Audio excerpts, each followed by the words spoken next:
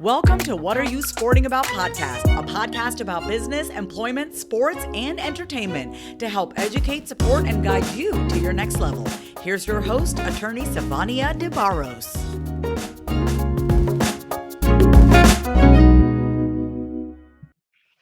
Hi guys, so I am back, Savania DeBarros, a protector of athletes, and today I am talking with Miss Toccara Ross. Hi.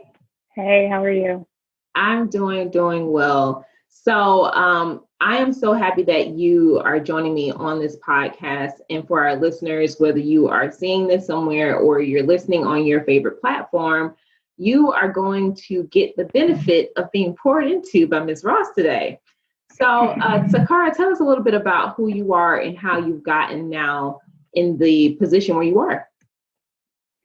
All right, let's see. So I'm an inner city kid, grew up Southside Chicago, and somehow found my way to Iowa out of all places. And I just grew into this really articulate human. I was thrusted into an environment that I had to assimilate into very quickly. And what that did for me was it allowed me to flourish in ways that I probably wouldn't have done had I stayed in the inner city. From there, I grew into a love of sports. Soccer actually was my first love. And from there, I just tried everything. I dipped my hand in a little bit of everything. And eventually I became a really good basketball player. And that took me to Iowa State. I became a Cyclone. Yeah, I became an Iowa State Cyclone. My long life dream of becoming a Division I basketball player and letting that door open to so many other amazing opportunities. And from there, I got to experience becoming a professional basketball player. And you fast forward 12 years later, I'm still here, still That's grateful, amazing. still moving about. Yeah, I will not complain at all, even in the midst of all adversity. You're talking about soccer. So in the book, What Are You Sporting About? It's one of the things I introduce my readers about being an athlete, but soccer was a sport where I was fast. I was definitely fast, but where I grew up at, I was the only Black anything on that team. Black girl, Black player, regardless of gender. And I felt so uncomfortable as a child just because I didn't see other people who looked like me. There was no representation, not the coaches, no parents other than mine. If they came, and I begged my mom to let me off the team, not because I was sorry, but just because it just did not feel right. So that's interesting, talking to someone who actually have a love for soccer, but ended up playing a completely different sport. I think I can empathize with that because I was the only Black or brown kid, and they automatically was like, okay, Black kid, let's put her in sports. She's athletic. Let's just try her and everything. So I literally bounced around to every sport. Every season I was in a different sport. I love soccer, but I was good. So I did everything. And then I had to navigate through what felt good all the time. Yeah. And I went from an amazing tenure of playing. I played soccer since I was a little kid. So I ended up going from having success in that sport and being really good to playing on a basketball team that happened to be 0-94 at the time. And people were confused. They're like, why are you going to a sport where you're not going to receive any type of success? Right. But it felt good. It felt good. Something in me clicked and said, you know what? I knew at a very early age that I could use the sport, not that the sport could use me. I don't know how I knew that, why I felt way. I just knew that this sport, more than soccer, I was going to be able to use this to change the direction of my life. I knew that very, very early. So from that's how I approached the sport from then on. I was happy that it opened all of these type of doors, but I knew I was going to use you to get to college. I was going to use you to graduate. I was going to use you to become a professional player. Like I knew that early, and I was going to use you to change the projection of my life to help my family. I knew that very early. That's a very pivotal statement that you made, because we see a lot of people, whether they are playing the sport or working in a sport, it's the afterthought of what the sport can do for them, not how they're going to tap into that, which answers the question, what are you sporting about? It's not what kind of sport do I want to play? How, if you have a love for sport, and even if you don't have a love for a particular sport, there is something in your life, like you said, that should make you feel good, that should make you wake up at the end of the day. And when you find that thing, right, how do you tap into that to help you achieve the end goal? What does that end goal even look like for you? You have a love for sports. You know, it was something that made you get up every day. But aside from that, you also already cultivated a pathway to where you would have that sports or that team atmosphere to help you actually carve out a life for you in the future. And a lot of people have not even thought that far ahead, you know, when they start playing. Yeah.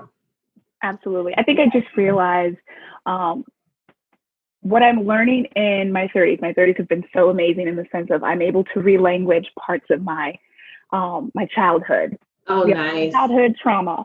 Mm-hmm. I have been able to relanguage parts of my childhood. So as I retell this story now, I was able to use my circumstance. I realized at a very young age about my circumstance and how to, not only how to use it, but how to not sit in that victimhood. It's very easy to do that when because a lot of us athletes have that story. We do, we really do. Coming from the hood, trying to make it out, using ball, like that. It's almost a stereotype, like using ball to get out the hood type situation. But I knew very early that wasn't going to be my story. Mm-hmm. I knew very early that, again, I was going to use the sport, but I was also going to be able to relanguage how the sport was going to use me.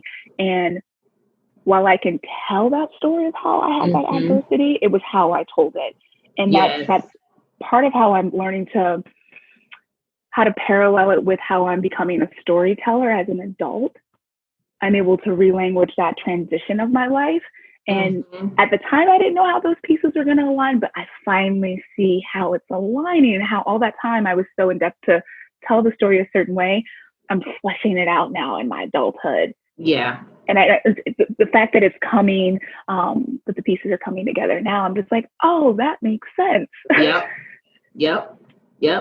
I love that. I absolutely love it. I knew that there was a lot of synergy between you and I, because a lot of what I wrote in my book, when you and I connected, when you're living your purpose, I just feel like God brings the right people to you anyway. Absolutely. And I did an episode on the pro victim, which is a chapter in the book. And it's about taking those hurts and pains and the environmental issues that you suffered, in the past, and basically showing a flashlight on why you are now still allowing yourself to be the victim in the present, and like you said, you're relanguaging the things from your past to help you live better in your purpose in today's time. A lot of people, I feel, have voluntarily taken on the cloak of the stereotype of what an athlete should be, or the stereotype of who a Black woman is, a stereotype of what a homemaker is, and it doesn't have to be your story. It doesn't. And that's when it comes to my brand, I'm very much like, I don't want to tell a story of struggle, and I don't want to teach others to tell that story of struggle. Yes, we have to tell certain aspects of how we got here, right? But the encompass of how we tell it doesn't have to live in struggle. I've lived that story of struggle. I don't get to take that with me when I'm telling the world about it. Yes. I absolutely agree. You don't have to wear it as a badge of honor. You don't. Especially as women, we think we do. We think that that's part of how we need to navigate and how people will hear us. Yeah. Yep. And that's not always the case. And I also feel there may be times and opportunities where your struggle come into play to help motivate or inspire someone out of the current situation where they currently are. However, every day, like, let me give you an example. I personally know someone. It doesn't matter what happened. I mean, it's so many years have gone past, but this particular individual cannot move past things that have happened to them in their childhood, or the way they feel, the way they were treated in their childhood. It's a mask for everything, for how other people treat them. You know, I know someone else who, because of their sexual orientation, and now I'm not a psychotherapist or mental health professional or anything, but I feel if you have not found your own healing and your own peace within, it's easy now to pass off that perspective onto a third party who may not think of you in the way that you think they think of you. And that's because you are only seeing yourself in that lens. You know, you're living your present based on the story that happened to you in the past. Absolutely. And that's not necessarily a good thing. So we often have these blocks. We have these blocks that we all have to work. We all have to do this type of work, right. But not all of us have reached those certain pivotal moments in our life where we can navigate through those blocks. And we talk about resources. We're not all in depth with the right resources to do that, unfortunately. Yeah. There's a level of compassion and empathy that we have to navigate through to do that. Yeah. And some of us aren't all there. And that's why it's so important for us as women, for us as Black women, to constantly get our stories out there. But it's how we do it. Yes. Because the way we do it is going to be, it might be a key for someone else to break a block. Yep. Push through something. Yep. So that's why I'm so mindful of how I not only tell my story, but teach others how to tell their story. Because there's a way to do it. A lot of us have found a way to do it in a way that doesn't hold us back. Yes, I love that. Now, with keeping that in mind, how important, and I think we've kind of covered this a little bit, but just to reiterate for our listeners and viewers, how important is it to own your own narrative and maintain your own individuality during your athletic journey, during a career, as a woman? Let's say both you and I have played sports. I did not make it to the pro level. However, I still have that journey of being a woman. I still have that journey of being a Black woman, and the journey of being a wife and a mother. Right. So we have so many different people who may connect with us just from the love of sports in itself, but they're still trying to find their own narrative or their individuality. Why is that even important? I think it's important to not only own our own narrative, but to say it and speak it orally. We can write, we can do all these things, but at this stage of where we are in life and everything that's going on in life, the way we tell our story has to be so radical. And the only way we've learned to do that is to speak it. There's so much power in how we use our tongue. Everything that we've done in this world that has seen healthy fruition has come from our mouth. Yeah. So it is so important to start telling our own stories, because we've already seen how other people tell our stories. If there's no truth in that, there's no balance in that. There's no compassion in that. Yeah. And what I've learned, if anything, is like, I'm at a point in my life where you don't get to tell my story. Yes, you're not going to tell my story as honest, as compassionate, and as full of empathy as I will. You're not going to do it. We've seen the other examples of how people have done it, and they ain't doing it right. So why not stand in your truth? Why not stand in your power and tell your story? Right. Who's going to tell it better than you? Right. Oh, so especially women, I just get and I'm so excited about how it's being done now. Yeah. Because women are like, it's almost like we're starting, I'm speaking from a woman's perspective, because I'm around so many beautiful Black women right now in my life. And it is so breathtaking to see my sisters, my friends, my family just really like say no. Yeah. Period. Yeah, say no or say yes in such a vibrant way that's so radical and so loving for themselves. And I try it on every opportunity where I see a woman, a Black woman, a queer person stand in their power to acknowledge it. We haven't spent a lot of time acknowledging that, and it almost brings me to tears because it just makes me so happy to see it. Yeah. We've all lived in a space where we haven't seen it, and we've peered through. We've been that fly on the wall and been like, oh, I wish she would just stand up for herself. Yeah. But now we're doing it. We are, and it's so fantastic to see because there's so much resilience and power in that. It's almost a spiritual undertaking. It absolutely right is. Now. Yep, it absolutely is, and we've heard so many times that the Black woman is the most abused woman in America, and it's true. And aside from your own individualized childhood experiences, we have the issue of how the entire world views us too, that we carry on our backs in a way that we have to now find a way to push past that to create our own narrative. And like you said, being radical and standing in your truth, standing in your power, you don't have to have a particular platform to stand in your power.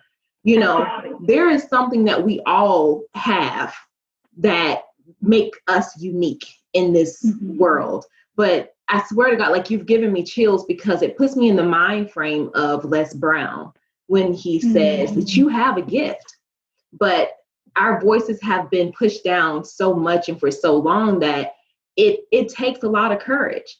It takes a lot of courage for me to have this interview with you. It takes a lot of courage for me to have this podcast and be speaking to people every week. That in itself is scary. That moment of courage is helping people like me in my Exactly. power. And I'm like, wow, she's doing this. I can do this. Like, this was scary for me to hop on a call, but I'm like, I saw another example of what that courage and that empowerment looks like. And we need more of that. Yep.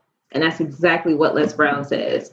If you don't live in your dream, you will take that to the grave with you, and other people will be lost because they did not get to be fed what it is that you were blessed with. That gift, oh my gosh. Yes. I think it was, I think Oprah said it. She was like, it was Oprah. Joel Osteen said it on Oprah's podcast. It was, as long as you have breath, needs what you have. And I remember listening to that, and it shook me to the core because we all, human nature, we're fallible. So we move, the ego moves in doubt often more than we would like. And to have that reminder of, it doesn't matter, because we live in this world of influencers. We got to do it big, or no one's going to see us or hear us. But if we take it back to our breath, and we take it back to every moment of movement, of thought, that I'm giving something, that I'm serving, that I'm being of service, that in itself is radical. We have to start relanguaging what radical means. And how we show up for ourselves. And that's why I always go back to, it's a spiritual thing that we're doing to gather up all that courage and to show up for ourselves and relanguage for ourselves. Like, that's what we need right now. And it's been so amazing to see, especially with like the protests and all the women just standing up and all the little pieces of radicalness, how we're doing it with so much grace. That's been the most exciting thing. Because now it truly is redefining the narrative, to truly tell our own story. And it's so necessary. It's so necessary. I mean, it's just an absolute beautiful thing. And I really hope, this conversation is not just for women, it's for anybody. And we see ourselves in a very difficult political climate, health climate. We're dealing with the pandemic. If there wasn't a time ever, now is the time. Now is literally the time. Like, it's almost like I have to constantly, I'm in my head a lot. I'm very analytical in that sense. And I constantly remind myself of, like, there ain't no other time. It's right now in the moment. And whenever there's a movement of doubt in me, I have to snap back and be like, what you wait for, girl? Now is the time. Now is the time. And I get so tired and exhausted, but I think more than failing, I'm more afraid of dying without having done anything. Yeah. You know what I mean? And it's not like I'm trying to cut my own life short. God knows I'm not. Yeah. But it's just like, I cannot leave this earth and have not lived my purpose or done whatever it is that I'm supposed to be doing, because people need help. And in so many ways, even when we reach out to be of service and help other people, guess what ends up happening? We end up actually helping ourselves. We do. Yeah. I was like, oh, that's what I needed all along. I know, right? I needed myself. That's what we forget. Like in the process of serving others, we also fill ourselves up. Yes. It's almost like this beautiful surprise for us. And we're like, oh, is that all I needed? Absolutely. That's the point. Absolutely. So you are doing something that's so amazing, and it's inspiring, especially by helping people to learn how to create and write their own stories, changing the narrative. So how does this translate into creating and documenting a legacy off the court or off the field, regardless of whatever sport an individual may be in? Okay, so I don't know how I kind of, maybe it's just who I am. I've always been in this position to serve, and even on the court, I've just been that, a leader, and I've had to really tap into what that means on the court and really turn that into being a vocal leader. What I have found myself doing more so as I transition out of the sport has been to advocate for those players still in the sport who have yet tapped into what their personal narrative is. While I've been playing, I've had a unique opportunity to work remotely, and I've had the apprenticeship of working in the publishing industry and tapping into storytelling and just really leaning into what that looks like from a publishing standpoint. And I've been able to publish a lot of books. And what I've realized in that are these beautiful different little pockets of stories. And what I wanted to cultivate out of that was allowing athletes to share those same stories in their own special way. And we talk about it in our own little communities when we're overseas about all these adversities and all these, these champion moments that we have off the court. And I was just like, why aren't we sharing this on a bigger platform? Why does it have to stay in our tight-knit communities? And so as athletes, we automatically have this intuitive confidence in us. You have to be an elite athlete, you have to have that, or you will not survive. So I wanted to tie in what we already have as athletes, this confidence, and tie it together with storytelling. Then I wanted to create a platform to allow athletes to share that on in such a vulnerable way, in a safe way. A lot of people don't know when we're overseas, we're sometimes in a state of isolation. We go to practice, we integrate with our teammates, but when we're done with that, we come back home. And we do our best to connect with friends and family and such, but a lot of the times those stories and those interactions, they stay here. We don't get to share them. We don't necessarily have our friends and family come overseas and talk to us about what's happening. And so again, I wanted to create a space where we could be just as vulnerable to be able to tell those stories to the people at home, to the people around the world. And so that's what I plan on doing. We get to be vulnerable off the court. We're so vulnerable. And at times that's even, sometimes we're told we can't be too vulnerable on the court. I want to remove the court. I want you to take your experience off the court and tell the world about it. So that's what I'm birthing right now. That's a unique opportunity for athletes to be just as vulnerable as they are on the court and sharing that skill, to do it off the court. Yeah. There's a unique space for us to do that. And I'm excited to share that with the athletes that I've been able to help serve and the future athletes. That is so awesome. That is so awesome, because sports, just like anything else, there's a shelf life, and you have to have the end goal in mind. What is it that you want post sports? Even if you're still playing, what is it that you want post sports? And so helping people to now find that vulnerable space to really tap into their stories will help them to create a legacy that they can live on forever. And then books is definitely a great way, so publish a book, you get royalties from it.